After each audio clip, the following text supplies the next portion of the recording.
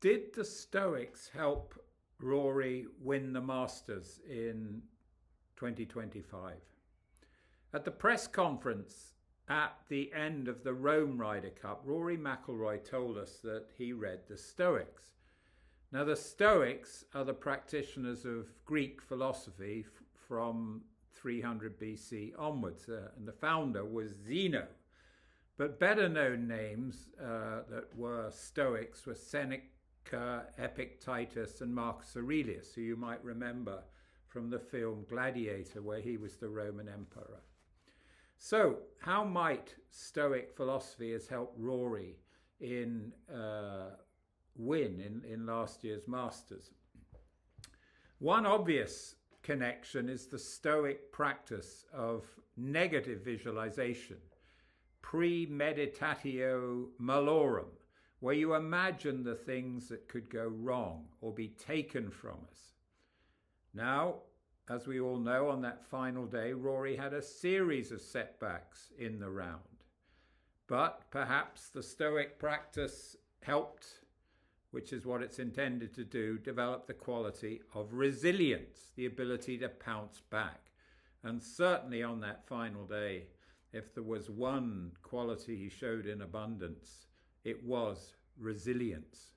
So did Premeditatio Malorum play a role? Second Stoic practice is what they call the Dichotomy of Control. It's about the importance of making a distinction between what's in our power in terms of thoughts and choices and what is not, such as what other people do.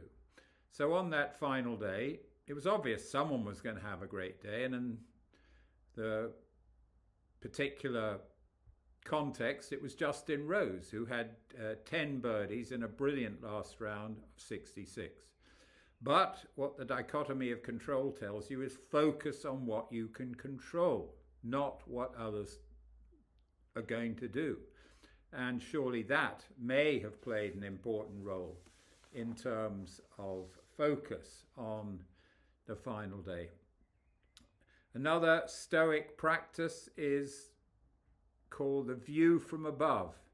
In Better Game Golf, we call it the psychosynthesis discipline of disidentification, disidentifying from emotions. It means getting up on the balcony and looking down on things. Sometimes it's called the Belvedere approach.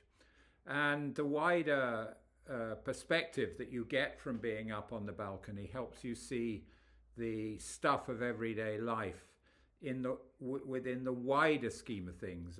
Scotty Scheffler seems to be really good at doing this, a sort of detached way of looking at the ups and downs of the game. So did Rory practice this Stoic discipline of the view from above? Not disconnected is another relevant Stoic practice, which is called pause and reflect. And it helps create a vital space between the stimulus and the response. Now, we've looked at this in an earlier video, which was the creative management of pain and crisis and failure.